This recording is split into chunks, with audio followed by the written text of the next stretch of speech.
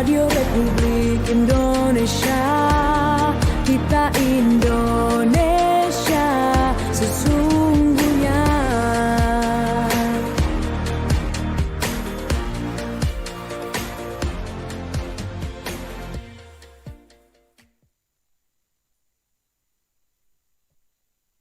Selamat pagi pendengar pemirsa RRI Manado di mana saja berada. Kembali lagi bersama saya Anugrah Pandey.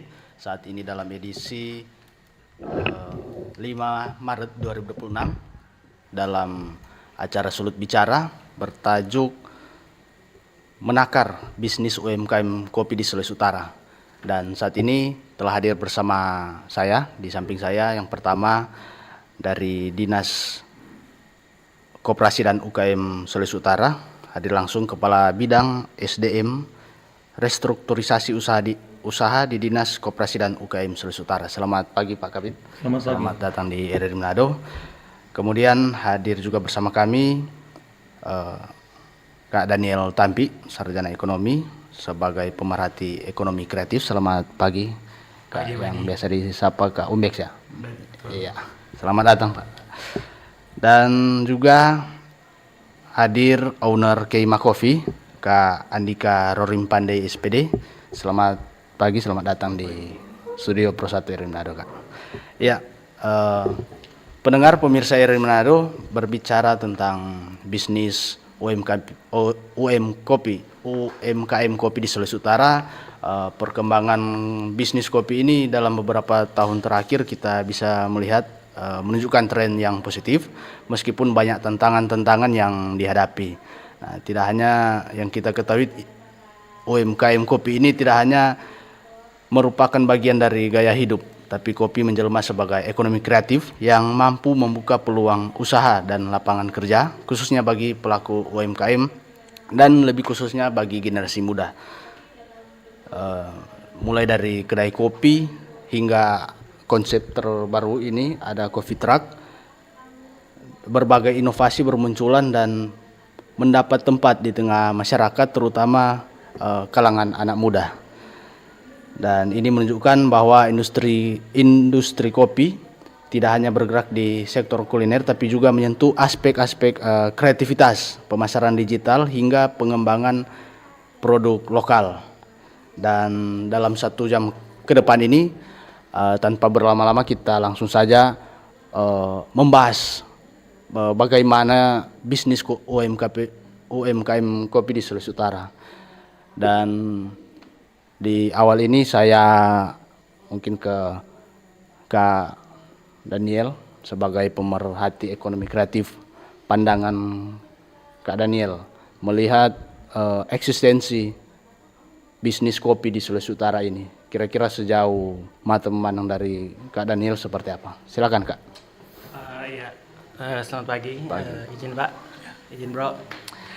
Jadi mungkin hari ini saya memposisikan diri sebagai pemerhati atau misalnya bisa dibilang juga salah satu pelaku industri kreatif khususnya kopi. Melihat sebenarnya kan beberapa tahun terakhir ini tren UMKM khususnya di subsektor kopi kan lagi meningkat. Apalagi dengan tiba-tiba sekarang food truck menjamur di mana-mana.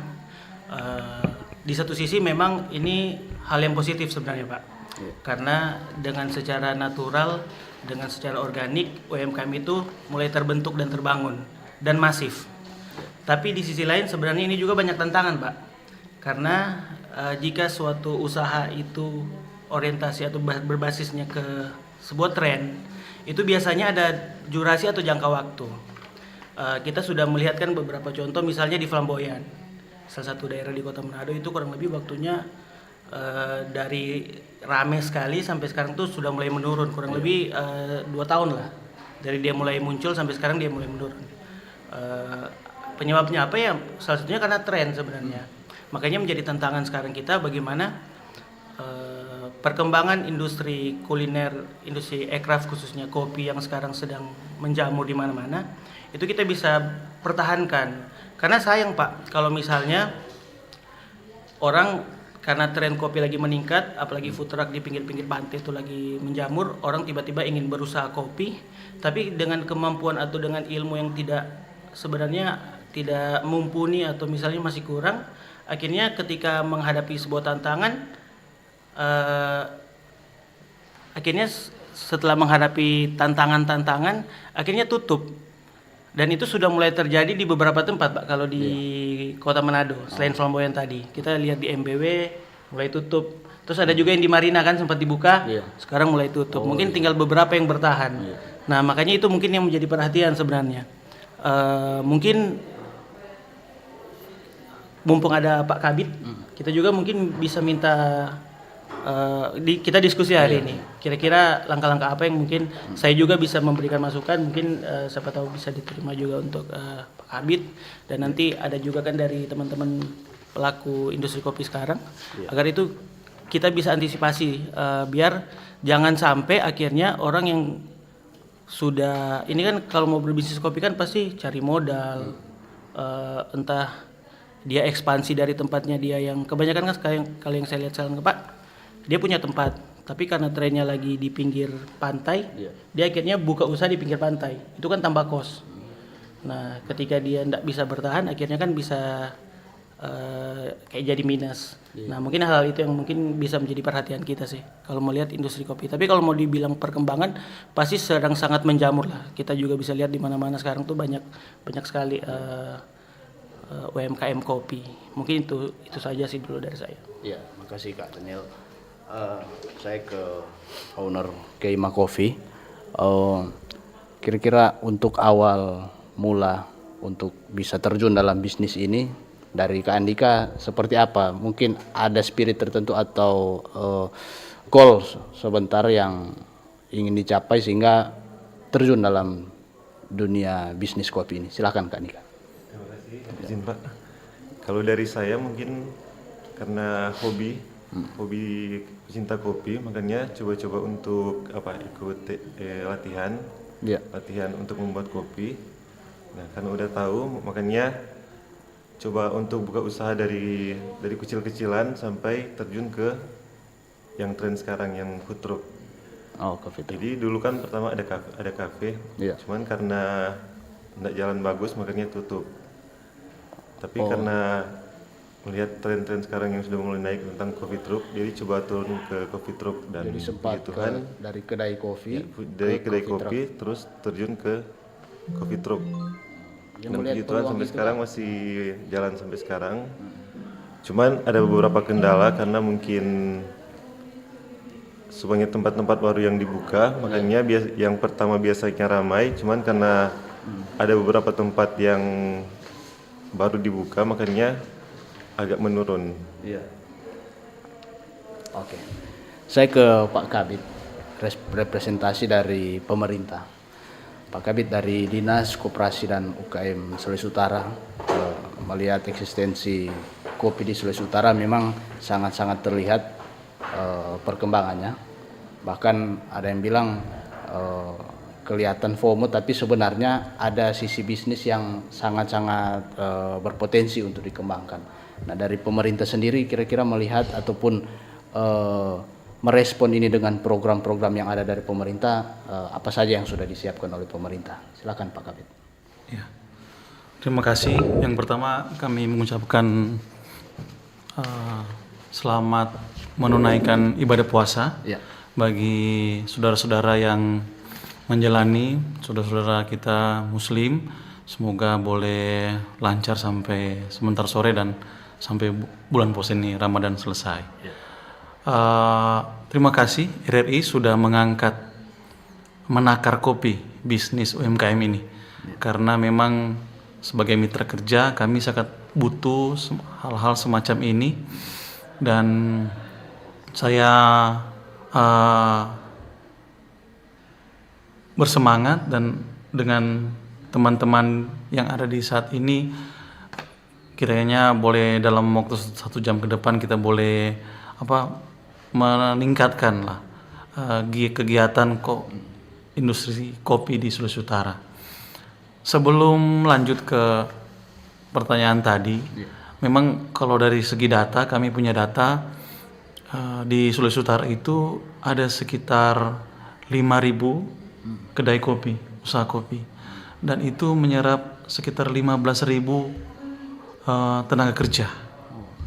Dan kalau saya berbicara dengan teman-teman di Kota Manado, pemerintah Kota Manado, bahkan untuk pajak yang dihasilkan oleh bisnis kopi ini, UMKM kopi ini sangat tinggi peningkatannya.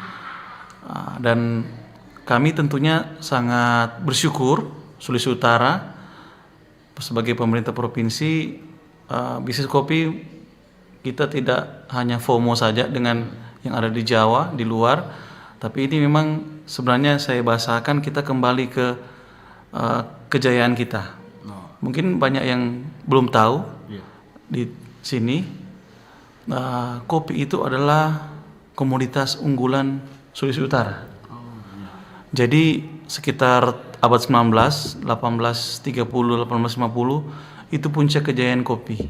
Di mana kopi ini didatangkan kan oleh pemerintah kolonial Belanda di Sulut, dan disuruh oleh ada istilahnya kultur stelsel itu. Jadi tanam paksa waktu itu, dan dipaksakan untuk petani-petani di Sulut, masyarakat Sulawesi Utara itu untuk menanam kopi jenis Arabica kalau tidak salah. Dan ternyata hasilnya itu sangat luar biasa, sehingga kopi Sulawesi Utara menjadi primadona di Eropa saat itu. Cuman memang kenapa terakhir-terakhir sekitar setelah kemerdekaan kita menurun? Karena saya berbincang dengan dekan sastra mengenai Raymond Mawikere. Memang waktu itu kenapa kopi menurun? Karena kopi ini kan enak, kita akui bersama ya, enak ya. Saya juga penikmat kopi. Ketika Belanda itu memaksakan kita untuk menanam dan ternyata berhasil dan diterima oleh, bahkan menjadi primadona di Eropa, masyarakat kita juga ingin merasakan. Petani saat itu ketika mereka merasakan dan minum itu, mereka dihukum oleh Belanda, oleh pemerintah kolonial, dicambuk, sehingga menjadi trauma bagi mereka untuk minum kopi. Nah, padahal sebenarnya kopi yang khususnya dihasilkan di Tondano, Tomohon itu memiliki kopi yang terbaik, karena menurut saya tidak tahu, mungkin nanti bisa dimintai keterangan juga dari teman-teman pencinta kopi, dia hasilnya terbaik. Nah, mungkin itu sehingga kami tentunya sangat mendorong bagaimana kopi itu menjadi primadona Sulut. Kita jangan kalah dengan kopi Toraja yang terkenal, karena memang dahulu kala tahun abad 19 itu kopi adalah primadona, komoditas primadona dari Sulawesi Utara yang digemari oleh bangsa-bangsa Eropa. Sehingga melalui forum ini, media ini, kami pun mengajak teman-teman petani, bapak-bapak, ibu petani yang ada di Tomohon, Tondano, di Bolmong, Boltim. Kalau sekarang memang produksi utama itu sekitar 70-an% itu kopi yang dihasilkan di Sulut itu berasal dari Bolmong dan Boltim. Memang 70% dari sana. Nah, sehingga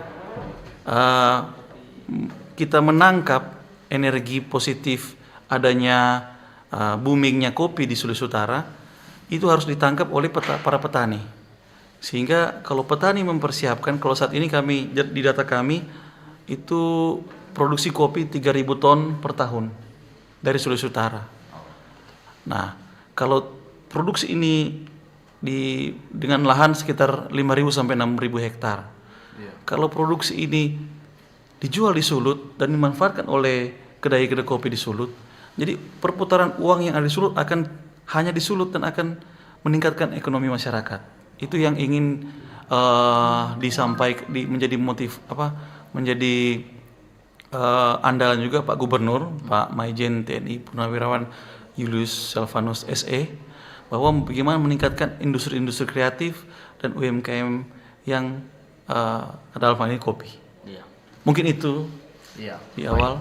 Pak Kabit, tadi sekedar pengantar yang disampaikan bahwa ternyata kopi ini memang sejak dari zaman kolonial Belanda, potensi kopi ini memang sudah sangat memang diunggulkan juga, sehingga ini bisa menjadi poin utama untuk kita mengembangkan dari sisi ekonomi. Nah, terus yang menjadi juga yang pertanyaan sebenarnya Pak, program konkretnya Pak dari UKM Koperasi, kira-kira apa saja Pak? Silakan. Memang kami sehingga saya dari 2021, 2022 itu sudah melaksanakan kegiatan-kegiatan yang memihak kepada teman-teman UMKM di bidang kopi. Kami beberapa kali melaksanakan pelatihan barista, dilaksanakan di Balai Latihan Koperasi yang di Jalan Siswa itu. Kami telah laksanakan dan kami bekerja sama dengan Kementerian Koperasi. Waktu itu masih gabung Kementerian Koperasi dan UMKM. Itu mendatangkan memang tutor-tutor atau barista dari Jakarta. Sehingga itu menjadi awal kami berpihak kepada kedai-kedai kopi atau UMKM kopi. Dan juga selain itu kami masih sampai sekarang melaksanakan, tahun ini kami berencana untuk melaksanakan pelatihan-pelatihan bagi UMKM khusus di bidang kopi. Kebetulan itu menjadi tupoksi kami sebagai kepala bidang SDM. Kami ada beberapa diklat tentang kewirausahaan. Kami akan menyasar atau memberikan target ada satu angkatan untuk UMKM kopi. Oke. Ya. Saya balik ke Kak Daniel. Kak, dalam hal ini kapasitas sebagai pemerhati ekonomi kreatif yang saya ketahui juga merupakan juga pelaku sebenarnya dalam perkembangan UMKM kopi di Sulawesi Utara. Dari Kak Daniel melihat potensi yang ada seperti yang sudah disampaikan oleh Pak Kabit tadi, bahwa sejak dahulu kopi ini sudah menjadi primadona. Di zaman sekarang Kak, hal yang terbarukan, inovasi ataupun merambat ke ekonomi kreatif, apa saja yang perlu disampaikan ke pelaku-pelaku yang saat ini sementara bergelut dalam dunia UMKM, yang juga kita sandingkan bahwa program-program tadi yang sudah disampaikan oleh Pak Kabit sehingga bisa sinkron dengan harapan para pelaku UMKM kopi di Sulawesi Utara. Silakan Kak Daniel. Makasih. Ya. Jadi mungkin sebelumnya kalau dari saya mungkin coba menggambarkan gimana sih industri kopi hari ini ya mungkin ya. Jadi yang Pak Kabit bilang tadi itu betul. Cuman Pak mungkin sekedar informasi. Sekarang tuh industri kopi itu ada dua jenis sebenarnya kedai. Ada yang masih tradisional, yang biasanya itu dia masih menggunakan kopi-kopi kota, yang mungkin tadi yang Bapak bilang tadi mungkin itu produksi kopi-kopi kota, kopi robusta kan Pak. Yang ada juga jual di supermarket. Biasanya itu untuk bikin kopi susu dan lain-lain. Sama ada juga industri kopi yang modern, yang biasanya mereka udah pakai Arabica, mesin kopi. Nah itu biasanya masih All bean ya? Iya, beansnya masih diambil dari luar biasanya Pak. Toraja, Gayo, blend dan lain-lain. Nah, sekarang kalau mau dibilang secara industri, memang kalau produksi kopi itu memang masih banyak karena di supermarket juga itu kan dijual-jual juga kan. Tapi kalau kita bicara khusus UMKM kopi, kebanyakan sekarang Pak malah yang kopi-kopi modern yang pakai beans-beans itu.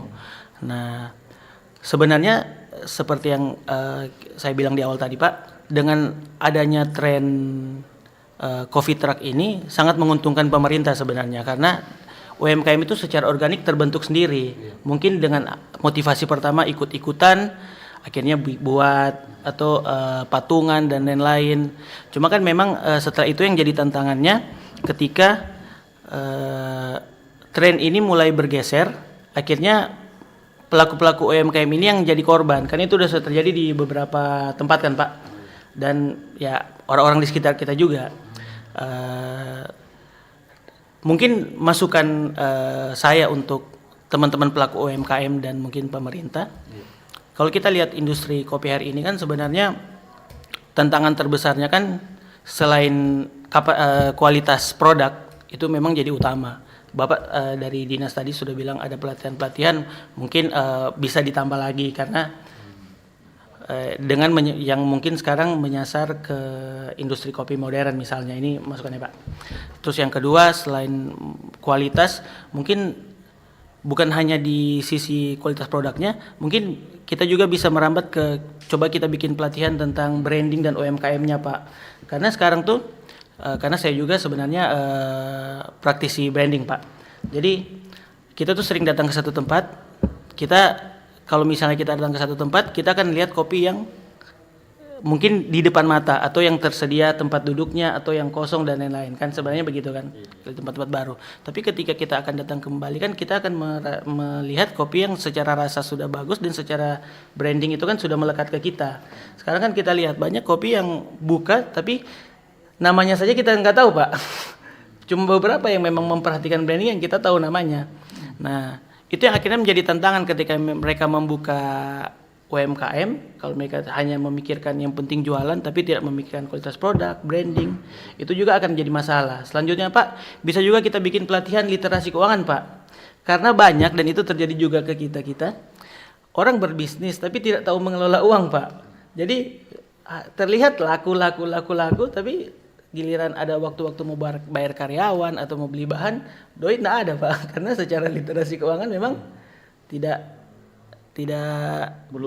belum masuk ke situ. Dan yang tidak kalah penting juga Pak tentang haki atau merek dagangnya Pak. Karena biasanya kan untuk mendapat support dari program-program pemerintah, biasanya kan harus jelas juga kan Pak, sudah terdaftar mereknya atau ada badan hukumnya lah Pak. Mungkin itu juga bisa dibantu karena kan sebenarnya kalau mau mengurus sendiri kan agak lumayan kan Pak. Biasanya orang lebih milih jadikan itu modal daripada kita bayar untuk bikin CV dan lain-lain. Itu juga mungkin bisa jadi perhatian Pak. Sehingga akhirnya tujuannya kan biar industrinya tetap hidup dan sehat, pelaku-pelakunya juga tidak kesusahan, karena ada juga yang sudah angkat uang di bank, kalau akhirnya tiba-tiba bisnisnya kayak tadi kan Bro bilang mulai dengan namanya kita kan Pak secara market kan memang orang Manado kan itu saja Pak. Semakin buka tempat di sini otomatis kan akan ketarik. Ibarat analoginya kue, makin hari kue ini makin kecil.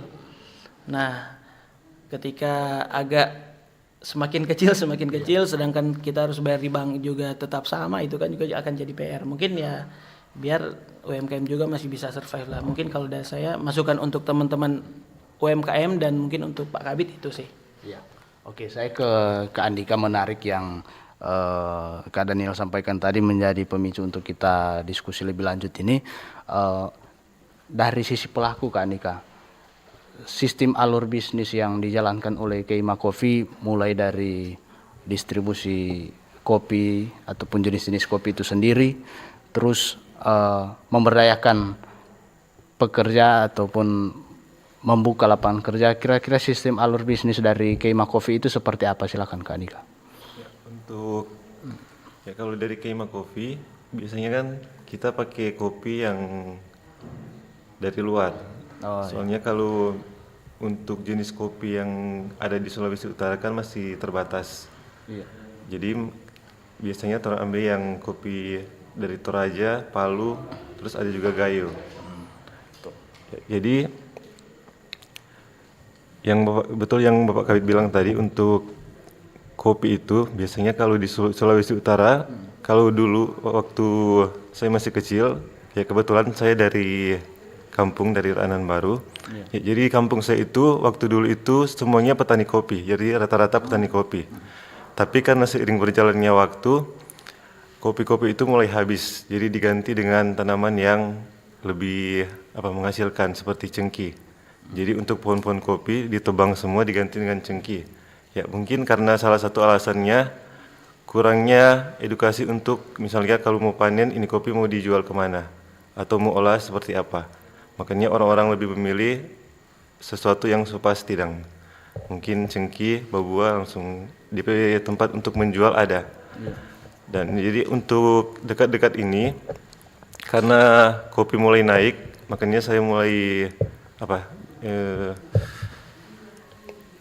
bercerita dengan mereka, dengan orang-orang kampung bahwa kopi itu sekarang ada harga terus, mungkin di penjualan mungkin bisa diatur. Jadi untuk itu ke depannya mungkin saya mau usahakan bisa menjadi jalan untuk mereka biar saat mereka panen bisa membantu mereka untuk menjual kopi tersebut atau mengolah dan dipasarkan di kota atau di luar-luar daerah, mungkin seperti itu. Jadi kalau untuk jenis-jenis kopi kan biasanya kalau di Sulawesi Utara ada Arabica sama Robusta. Jadi kebanyakan kalau untuk Robusta kan dia harus lebih ke pengenalan khusus. Jadi untuk suhu dia mungkin bisa ditanam di pegunungan. Ya kebetulan di kampung saya di gunung, jadi mungkin ada kemungkinan untuk memberikan edukasi ke masyarakat agar bisa menanam kopi Robusta. Karena kan kalau kopi itu tidak akan habis masa, jadi tiap tahun dia tetap orang-orang akan membutuhkan kopi. Terus dia biasanya tiap tahun dia bisa berbuah, bisa panen. Beda dengan cengkih. Kalau cengkih kan bisa dia 4 tahun sampai 5 tahun baru sekali panen. Dan mungkin itu bisa meningkatkan perekonomian dari masyarakat. Soalnya kalau kopi itu kan bisa dipanen mungkin setiap tahun ada, bisa dipanen.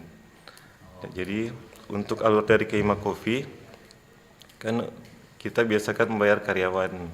Ya mungkin kalau di keuangan mungkin masih agak kurang, makanya mungkin usul kami dari pemerintah bisa melakukan pelatihan tentang manajemen keuangan. Soalnya kan banyak usaha-usaha coffee shop sekarang yang buka, tapi karena tidak tahu menahu tentang manajemen keuangan, sehingga tidak tahu berapa DP untung, HPP dari produk, makanya banyak yang bangkrut atau boncos. Oke. Ya, baik Kak. Apakah selama ini Kak dalam menjalankan bisnis kopi ini sudah ada sentuhan dari pemerintah? Apakah itu bentuk bantuan ataupun edukasi dari pemerintah yang sudah sempat mungkin dirasakan oleh Kak Andika sendiri sebagai owner? Apakah sudah pernah Pak? Kalau untuk bantuan dari pemerintah belum. Ya. Tapi untuk sekarang sih masih mau cari cara agar bisa dibantu. Mungkin dalam segi modal. Soalnya kan kalau kita buka coffee truck pasti rencana ke depannya untuk buka kafe fisik. Mungkin setelah itu kan kita butuh modal yang besar. Mungkin kalau untuk di segi modal mungkin dari KUR mungkin bisa dibantu lewat mempermudah agar masyarakat yang di bawah bisa lebih mudah mengakses atau mendapatkan KUR. Oke.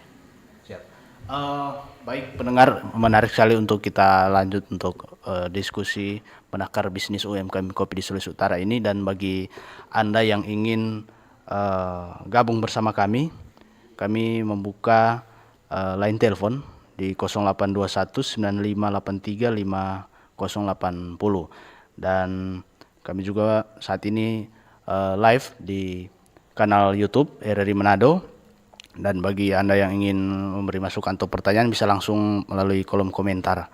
Dan kami akan kembali lagi dalam sudut bicara menakar bisnis UMKM Kopi di Sulawesi Utara. Kita break sejenak. Kanal informasi dan inspirasi Pro 1. Selamat datang di era digital baru. RRI News kini hadir di genggaman Anda dengan aplikasi mobile terbaru. Temukan berita online terkini, cepat, dan terpercaya langsung dari perangkat Anda dengan fitur pembaruan berita real time dari aplikasi mobile RRI News. Anda tak akan pernah ketinggalan informasi, Nikmati kemudahan akses berita nasional dan internasional, berita terpopuler, dan video berita terbaru kapan saja dan di mana saja. Dilengkapi dengan teknologi terkini, aplikasi mobile RRI News memberikan pengalaman membaca yang lebih baik. Dapatkan notifikasi berita penting langsung di layar ponsel Anda. Jelajahi kategori berita yang Anda minati, mulai dari politik, ekonomi, budaya, hingga olahraga. Anda juga bisa berbagi berita penting kepada teman dan keluarga melalui media sosial dan aplikasi pesan, menjaga Anda tetap terhubung dengan dunia di sekitar Anda. Memiliki jaringan lebih dari 80 microsite tersebar dari Sabang sampai Merauke, serta memiliki tren pembaca yang semakin meningkat. RRI News menghadirkan liputan berita terlengkap dan terkini dari seluruh Indonesia. Unduh sekarang di Google Play dan App Store aplikasi mobile RRI News, membawa dunia ke dalam genggaman Anda. Aplikasi mobile RRI News, berita terkini dan terpercaya dalam genggaman Anda. RRI Digital. Nikmati kemudahan interaksi, partisipasi, dan kolaborasi dengan RRI Digital. Interaksi, dengar dan saksikan siaran langsung kami, daftarkan akun kamu, dan mulailah berinteraksi di setiap program dan konten kami. Partisipasi, kreasikan konten kamu dengan berita, podcast, vlog, film, musik, dan playlist. Kolaborasi, kami mengajak berbagai komunitas untuk berkembang bersama melalui digital platform. RRI Digital sekarang menghadirkan terobosan baru, workspace platform dan online learning platform dengan fasilitas-fasilitas unggulan, monitor impact dan outcome, meeting online, video conference, dan library. RRI Digital menghadirkan fitur-fitur untuk peningkatan interaksi, partisipasi, kolaborasi, workspace, dan learning. Yuk, segera download RRI Digital. Kanal informasi dan inspirasi Pro 1. Balik lagi bersama kami dalam Sulut Bicara, menakar bisnis kopi di Sulawesi Utara. Dan saat ini ada yang menelpon. Halo, selamat pagi. Selamat pagi, dengan siapa dan di mana? Dengan Pak Yopi di Parembungan. Iya, Pak Yopi, silakan.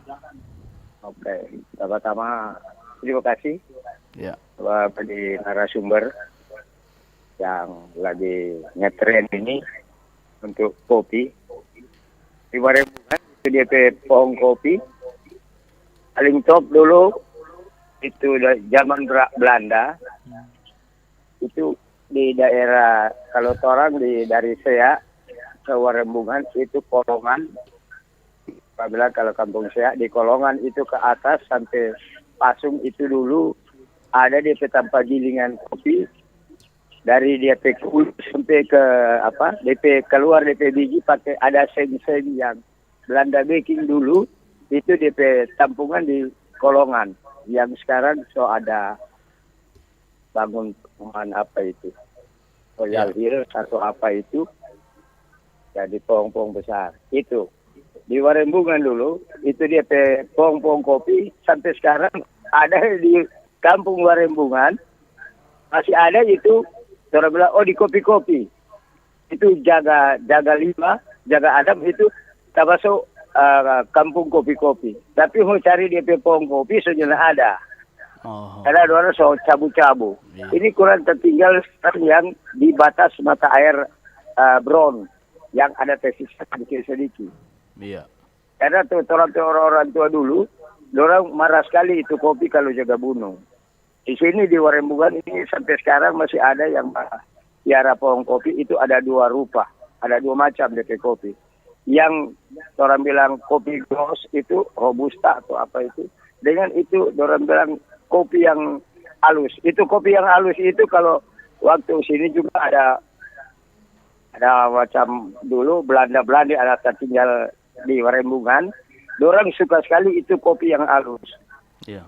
Kalau kita lihat di Kota Mobagu di es situ dengan itu cuma kopi-kopi yang gross. Itu kopi-kopi halus yang kalau waktu Belanda dorang suka sekali itu tidak ada. kurang. Nah, sekarang saya dengar tadi usahakan orang boleh mau tanam ulang. Mau tanam kopi itu Pak paling kurang ya hampir sama aja dengan pohon cingke mau tanam. Dan dia perawatan. Dia anak-anak sekarang, anak muda sekarang nyanak terlalu pusing dan kobong. Kalau orang-orang tua dulu ya macam orang 70-an begini, apalagi mantan-mantan di aparat, orang selalu himbau tuh anak-anak supaya bersemangat untuk bertanam kopi ini. Iya. Ini kalau baru sekarang diangkat ulang, itu masih zaman gubernur apa itu, teruntuk kali, oh itu bupati ya. Nah, itu ada dianjurkan. Kita kira mungkin di daerah Lamongan sana itu ada itu masih tersisa tanam-tanam kopi. Jadi orang juga bersyukur kalau sampai generasi muda sekarang kok bukan lagi bilang anak muda, itu orang bilang kawin-kawin muda yang punya taman-taman, baku patungan, baking, rumah-rumah kopi. Kita juga kemarin sampai di Amurang, Tengah sana, Iko Silian, Putar, keluar Lamongan, Tondano, banyak itu rumah-rumah kopi, walaupun dia cuma orang jangan lupa, orang cuma bikin usaha, kok jangan lupa mau bayar itu kewajiban. Iya. Itu pertama kata itu ada pajak. Jadi orang juga jual, orang mesti ada hasil juga untuk pemerintah. Kembali juga ke orang. Saya kira itu dulu. Selamat pagi, terima kasih. Ya, terima kasih Pak Yopi atas informasinya, dan ini juga sudah masuk di komentar kanal YouTube dari akun Ray_C29 yang bertanya, bisnis kopi di Sulawesi Utara ini lagi booming, baik kedai kopi konvensional, street coffee ataupun kopi motoran, dan saya melihat peminatnya luar biasa. Nah, bagaimana tips bertahan di tengah gempuran berbagai saingan usaha kopi yang lagi viral di Manado? Terima kasih narasumber. Ya, tadi sekedar informasi dari Pak Yopi juga, yang juga sangat sinkron juga dengan diskusi kita saat ini, di mana kopi ini seperti Pak Kabit bilang tadi memang sudah ada dari dulu, dan perkembangan potensinya memang sangat-sangat meyakinkan sebenarnya. Dan untuk pertanyaan dari akun Ray ini mungkin bisa direspon oleh Kak Daniel di tengah perkembangan kedai kopi, baik kopi konvensional maupun street coffee atau coffee truck, melihat ini dari berbagai gempuran saingan usaha kopi, seperti apa untuk bertahan dalam posisi itu? Silakan Pak Daniel. Kalau dari saya sih sebenarnya kan kita sekarang saingannya Pak bukan cuma sesama UMKM lokal. Untuk bisnis kopi juga beberapa coffee shop luar kan yang sebenarnya masih hitungannya lokal tapi lebih ke yang Indonesia punya Indonesia itu sudah mulai masuk, kan ada beberapa brand. Dan itu lumayan cukup sebenarnya menarik orang ke situ karena memang mereka secara sistem sudah jalan. Sesimpel jam buka itu konsisten. Buka jam 8 jam 8. Nah, banyak kan kendala kadang kalau kita kopi-kopi lokal yang masih UMKM kan kita secara manajemen kan masih suka-suka kita bahasanya Pak. Kalau kita mau suka buka jam 10, kalau tiba-tiba ada yang tidak masuk buka siang dan lain-lain. Nah mungkin konsisten. Iya, itu salah satu sebenarnya tantangan yang harus kita hadapi. Tapi kalau mau ditanya soal gimana cara bertahan, pertama namanya bisnis kopi atau bisnis kuliner ini kan yang paling utama itu kan taste atau rasa kan. Ya kita mau bikin mobil sebagus mungkin tapi kalau rasa kopinya kita tidak enak juga atau ya tidak konsisten, itu juga nanti akan berpengaruh ke konsumen pasti. Makanya kalau saran saya pertama secara kualitas produk itu harus bagus, memang harus konsisten. Mungkin kita waktu kita mulai dengan ya yang penting tahu bikin, tapi ketika sudah kita mulai jalan bisnisnya, mulai ada customer, kita harus upgrade. Sekarang kan cara belajar sebenarnya udah gampang. Kalau dulu memang agak susah, harus ke Jawa mungkin atau ajak mereka ke sini Pak. Kalau sekarang kan kadang biasanya sesama bisnis coffee shop bisa saling mengajarkan. bisa lewat media-media digital. Sebenarnya sudah mulai banyak, makanya kemauan orang untuk belajar. Yang kedua, seperti yang saya bilang tadi, ya branding, biar kita tidak terjebak di perang harga.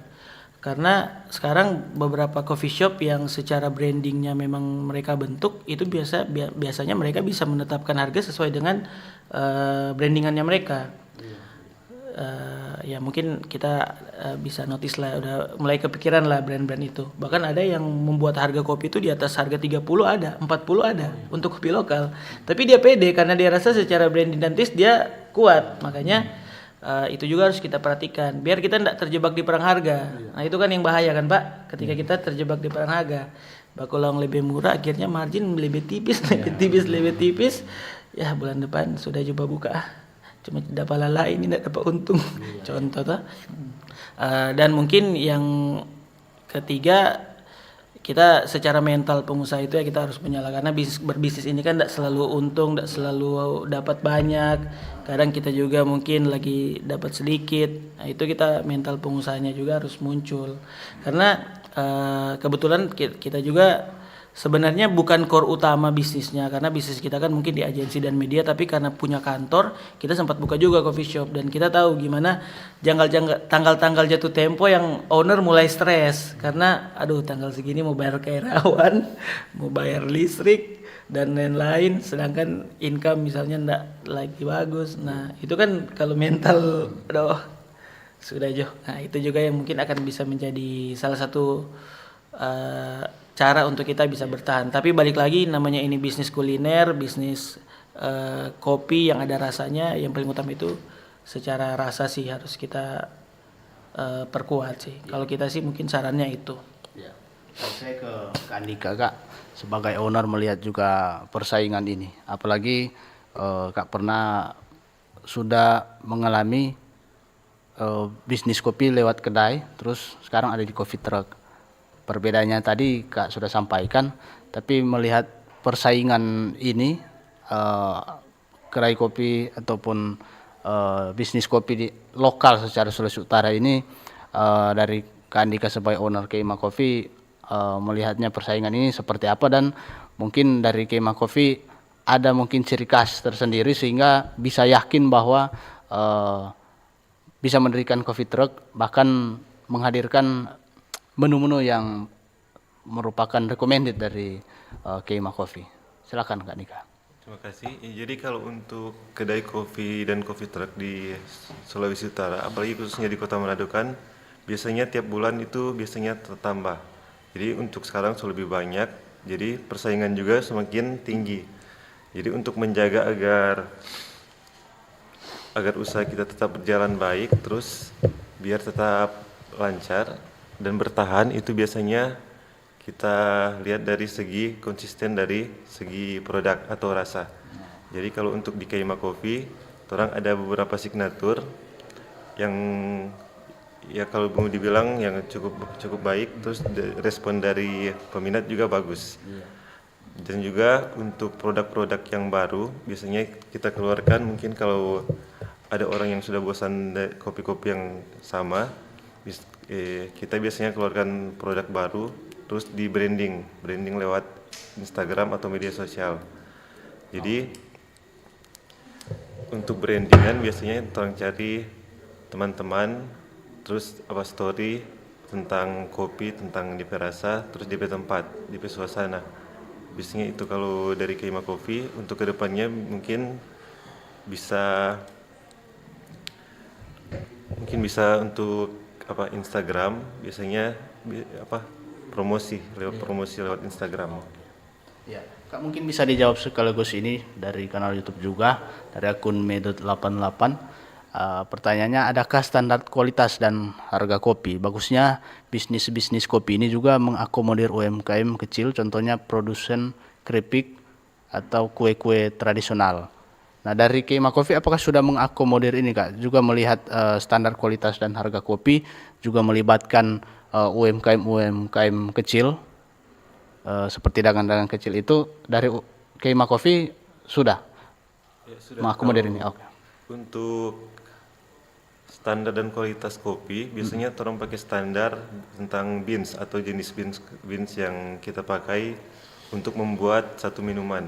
Jadi biasanya untuk beans ini orang pakai beans yang bagus. Jadi cari yang sesuai dengan rasa dan harga. Jadi biasanya ada harga, ada rasa. Dan untuk di minuman di Kemah Coffee biasanya orang pede mau jual dengan harga segini dengan rasa yang begini. Jadi untuk rasa dan harga bisa dijamin.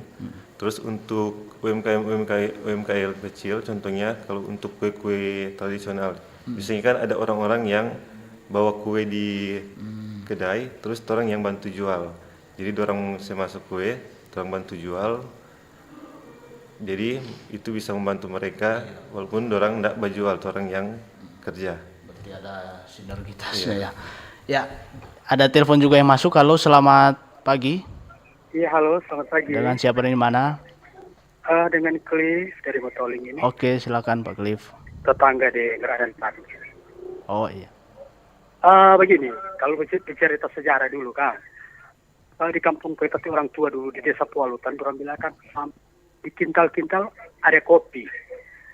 Dulu kata tahun 80-an begitu. Jadi di belakang rumah semua ada kopi, kebun juga. Sampai juga orang pernah ada dari Lamongan yang jual kelontongan begitu, dengan ganti dengan kopi kan, kopi gitu. Tapi sekarang memang kurang karena sudah diganti dengan cengkeh kelapa. Saya mau bertanya kepada Adit kan di situ? Andika. Enggak, Kadit. Oh, dari, Pak. dari dinas apa itu koperasi? Iya, dinas koperasi dan Koperasi dan UKM Kang. Iya. UKM. Cuman mau tanya Bapak, tupoksi dari dinas Bapak itu apa-apa? Itu tupoksi ya. Terus kegiatan-kegiatan yang dilakukan oleh pemerintah dalam hal ini dinas itu sejauh mana? Karena kalau terlalu dengar-dengar itu sebetulnya bukan jemput bola kalau dari pemerintah dari koperasi. Kadang-kala sudah tumbuh dulu, baru dari dinas itu masuk. Seharusnya itu dari pemerintah itu sebelum itu harus ada dulu, bilang kan kasih dong sama dengan apapun yang mau backing. Jangan bilang kata begini Kang, terima jadi le Kang, ini pemerintah. Makanya kan dari pengusaha-pengusaha ini seperti Andika itu, seperti torang-torang itu mandiri kok, paling banyak itu mandiri. Inisiatifnya torang, motivasinya torang. Jadi pemerintah itu padahal sudah. Dan tolong dari pemerintah itu kasih apa yang boleh dibantu, modal, atau kalau dari pertanian itu benih atau begitu kan, bibit atau apa dan pupuk. Istilahnya yang berikan modal. Karena tugas pemerintah itu kan untuk kesejahteraan rakyat kan. Jangan dong bilang kata begini, pemerintah leko itu sudah jalan baru orang masuk. Supaya seolah-olah ini dari didikan dari pemerintah. Ya kan begitu kan? Yeah. Jadi tolong jelaskan Bapak, tupoksinya koperasi dan UKM, dinas Bapak, dan kegiatan-kegiatan yang sudah dilakukan oleh Bapak. Pendampingan, pelatihan, dan sejauh mana? Apakah itu sudah terakomodir semua? Ini Sulawesi Utara atau cuma Kota Manado ini? Sulawesi Utara. Sulawesi Utara. Yeah. Apakah sudah bisa menjangkau? Dan tolong jelaskan kepada kami masyarakat, karena kami mau tahu tupoksinya Bapak dan kegiatan-kegiatan yang dilakukan. Itu saja, terima kasih. Oke, terima kasih Pak Cliff. Ya, langsung saya ke Pak Kabid. Memang tadi mungkin sudah disampaikan beberapa kiat yang sudah dilakukan oleh Dinas Koperasi dan UKM Sulawesi Utara, dan mungkin yang mungkin perlu direspon adalah artinya dari dinas mungkin melihat lebih dulu potensi yang ada, sehingga sebelum viralnya kayak ini bisnis kopi di Sulawesi Utara, sehingga pas viral udah ada yang dibuat oleh pemerintah. Dan mungkin sekaligus juga kita mau bertanya dari sisi sinergitas atau koordinasi dari bisnis kopi ini, ternyata banyak elemen yang saling terkait, dan yang paling penting itu adalah petani kopi. Nah, sehingga ini merebak pada ekosistem bisnis kopi yang sebenarnya itu di Sulawesi Utara yang perlu direspon oleh pemerintah itu seperti apa Pak Kabid? Silakan. Ya, terima kasih. Jadi sebelumnya memang kalau UMKM kan di Sulawesi Utara ada 402.000 dan itu tersebar di 15 kabupaten kota. Jadi memang mungkin telepon yang masuk tadi memang kami tidak bisa membantu ini sebanyak 402 UMKM ini. Tapi memang ada beberapa yang telah merasakan manfaat dari kami. Kalau izin saya sebut merek ya. Ada Kopi Redo itu kalau sekarang sudah banyak cabangnya. Kalau bisa tanya ke ownernya itu, kebetulan kami yang mendampingi dari awal. Beliau memang waktu itu masih dari nol katanya. Dia punya roster sendiri dan dia dengan kami ikutkan dalam beberapa pameran, expo, dan kami promosikan, mendapatkan juga. Jadi memang dari segi anggaran kami terbatas, tapi kami melakukan dengan semaksimal mungkin. Tapi nanti ke depan kami akan lebih menjangkau dengan memanfaatkan digitalisasi.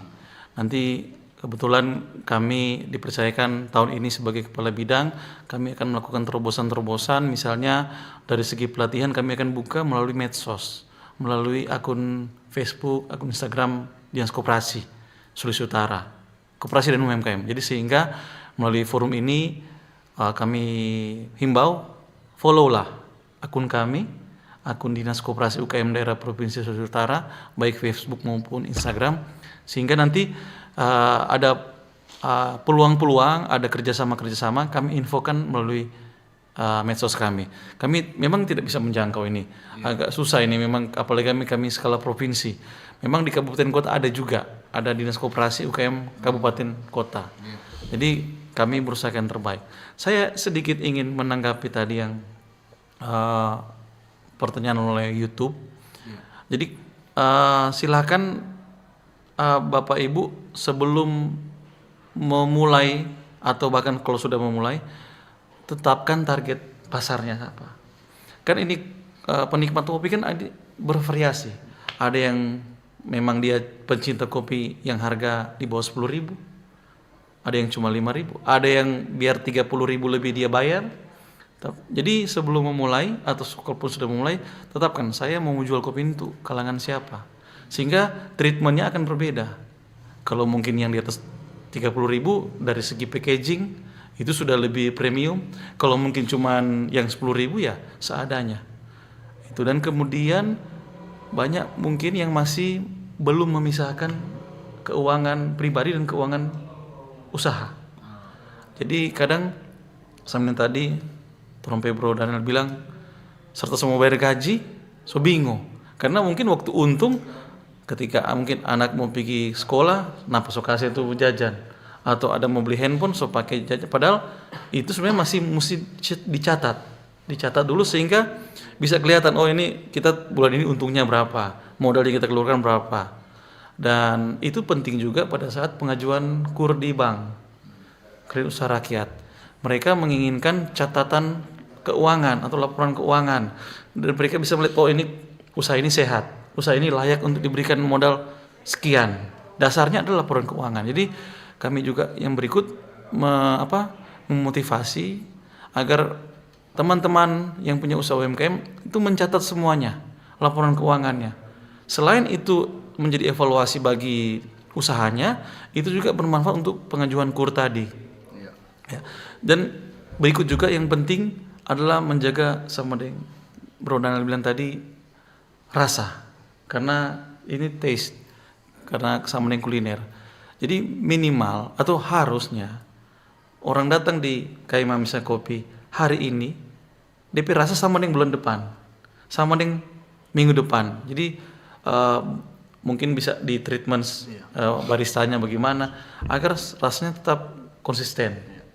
Kadang kami sendiri memang beda, dia pergi di tanpa kopi yang ada standar, orang datang berkali-kali memang sama. Tapi kadang kalau memang skala UMKM, rupa sebegini kan, tidak ada standar, mungkin bisa harus dipertahankan DP konsisten cita rasa.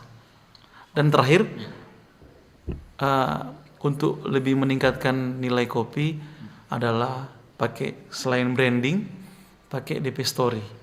Jadi kopi itu ada story-nya, sehingga menambah nilai dari kopi tersebut, sehingga kadang kan orang dari luar datang, oh ini kopi dari Koya misalnya, oh dari desa tadi, dari desa Sea misalnya, atau dari dibuat di Tadar Tinggi. Jadi diceritakan, punya story, alasan dari berdirinya bagaimana struggle-nya mungkin, sehingga itu bisa meningkatkan dari nilai dari kopi tersebut. Mungkin itu spill sedikit dari pelatihan-pelatihan yang sudah kami laksanakan. Jadi itu kebetulan saya juga sebagai narasumber, pelatihannya seperti itu diajarkan. Oke. Terima kasih Pak Kabid. Ini ada telepon masuk juga. Halo, selamat pagi. Ya, mungkin ada masalah jaringan. Saya lanjut, berhubung kita sudah di penghujung acara. Saya ke Kak Andika.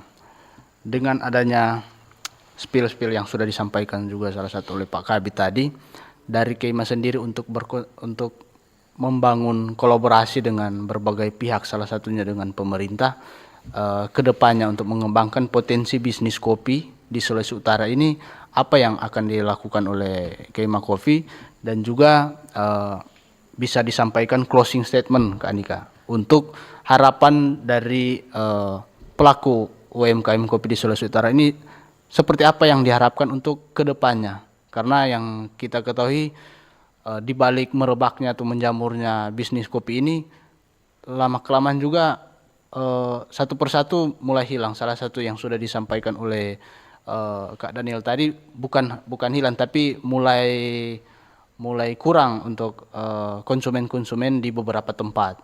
Silakan Kak Andika.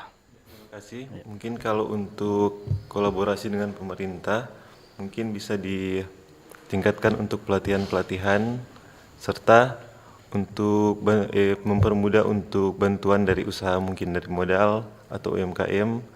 Terus bisa jadi untuk petani-petani yang di kampung bisa mendapatkan bantuan berupa bibit atau pupuk. Terus untuk UMKM biasanya untuk bisa bertahan di era sekarang itu, biasanya harus lebih meningkatkan kualitas produk, rasa, serta waktu. Biasanya manajemen waktu itu penting.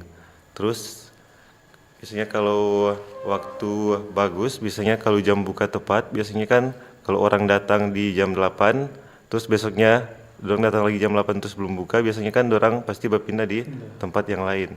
Makanya manajemen waktu itu penting.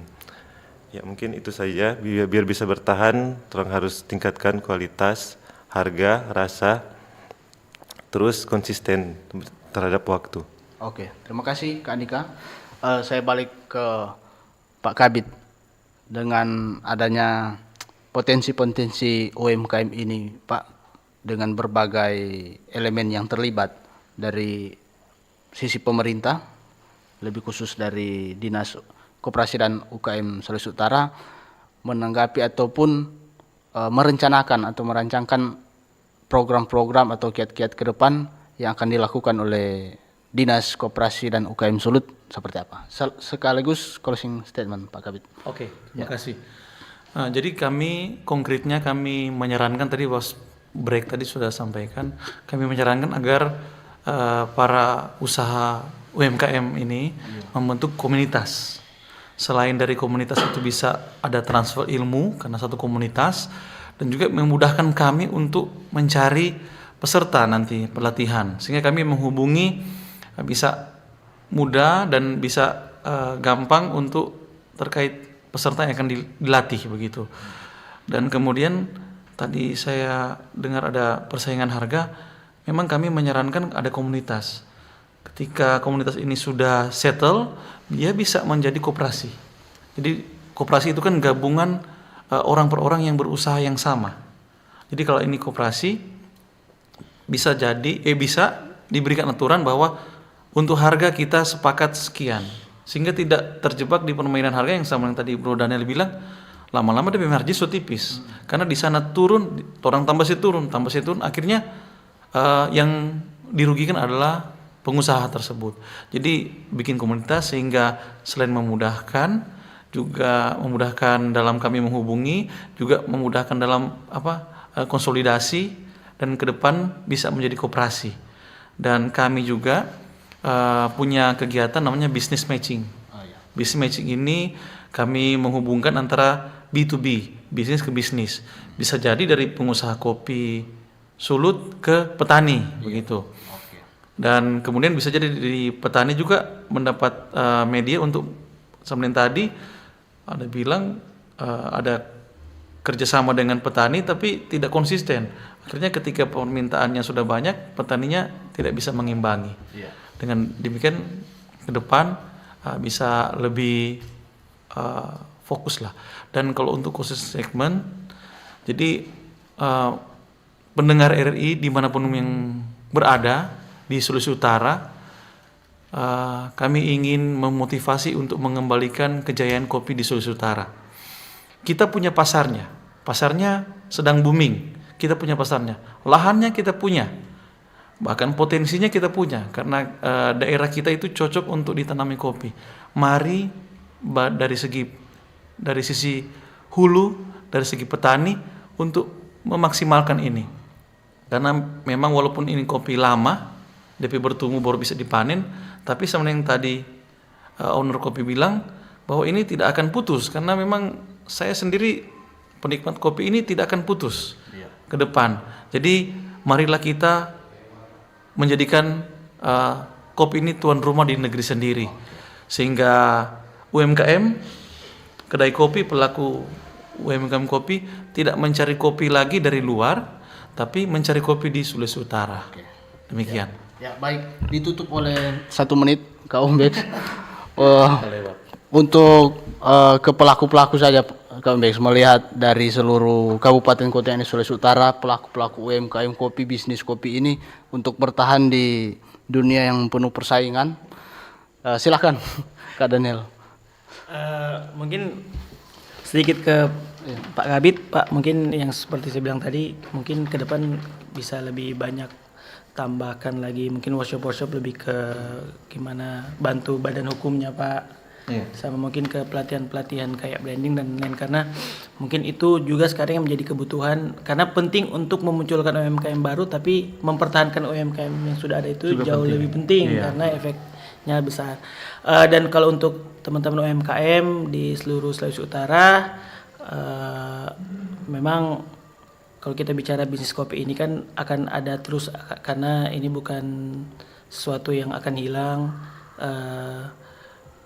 Mungkin lebih kalau memang lagi menjalankan bisnis kopi hari ini ya mungkin lebih fokus aja sih, karena banyak orang yang biasanya fokusnya terpecah ketika menjalankan bisnis kopi. Kalau sudah ke hal lain biasa itu jadi nggak fokus, dan mungkin ditambahkan yang poin-poin tadi yang sudah saya sampaikan sih, yang jaga kualitas, branding, dan mungkin perdalam literasi keuangan biar kita bisa tetap survive. Itu aja sih paling. Oke, terima kasih para narasumber yang sudah hadir, yang sudah menyempatkan waktu dalam dialog Sulut Bicara edisi hari ini, menakar bisnis UMKM kopi di Sulawesi Utara. Dan saya Anugrah Pandey pamit undur diri, selamat siang. Bersatulah Indonesia, jangan pernah terpecah belah. Walau kita berbeda, walau kita tak sama, Radio Republik Indonesia, kita Indonesia.